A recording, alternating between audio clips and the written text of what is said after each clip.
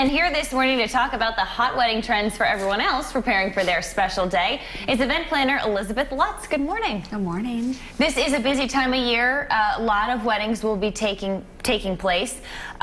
So we're going to jump right in. First of all, you like saying to use the term trend lightly. Why is that? That's true, I do, because a bride only gets married once, and if she has had her heart set on something that is maybe no longer trendy, it's terrible to make her feel bad or out of trend for wanting to do that one thing. Yeah, so it's your day. It's whatever you want, right?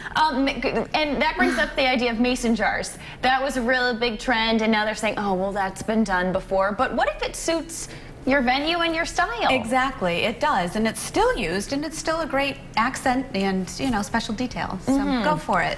I agree with you. I think given the right setting, they look adorable. Yeah.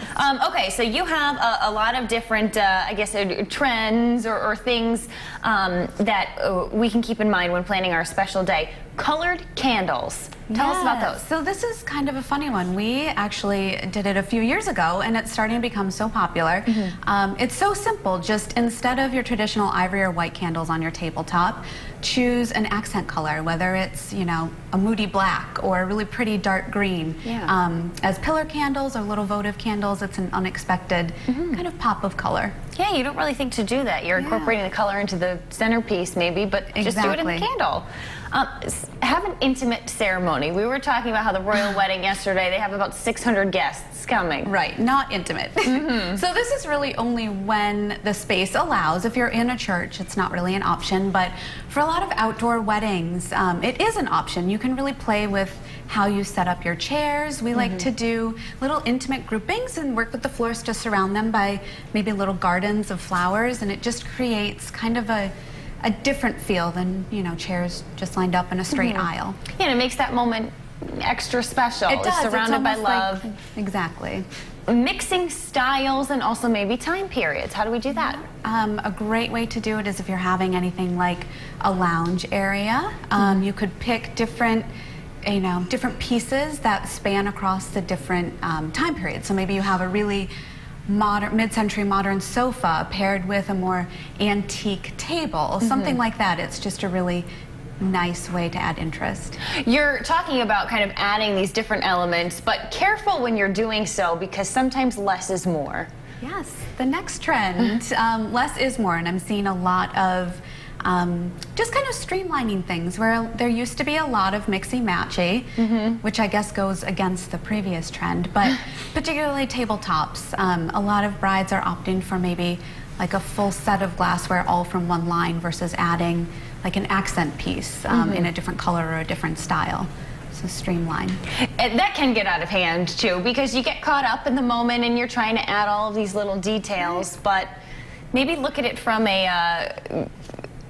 another person's perspective and say, you know, am I even going to pay attention to that? That is so true, because you get so deep into the details, and sometimes it is great to just stop, and you've explored all of your options, and then you can just stop and sit back and maybe realize that it is okay to just streamline. Yeah, and going off of that less is more, maybe no favors.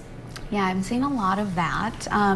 The question always is, what is it and how is it meaningful to our guests? And then they're expensive, so a lot of couples are opting to maybe donate in honor of their guests, or an edible favor. If they want to do favors, is always a fun thing. Yeah, I've seen a lot of like cookies and other things in the mints or whatever it might be. A clean presentation is always nice too. Yes, for food. So that is definitely a trend where we're seeing a lot of just demand for clean, simple presentation, nothing fussy, really letting the local flavors speak for themselves, sourcing locally, you know, fresh cuts of meat and things like that. Yeah, you talk about sourcing locally. Raw bar is big around here too. Raw bar, I mean, that's self-explanatory. Raw bar is a must. We're seeing them everywhere. And finally, how about something like no cake?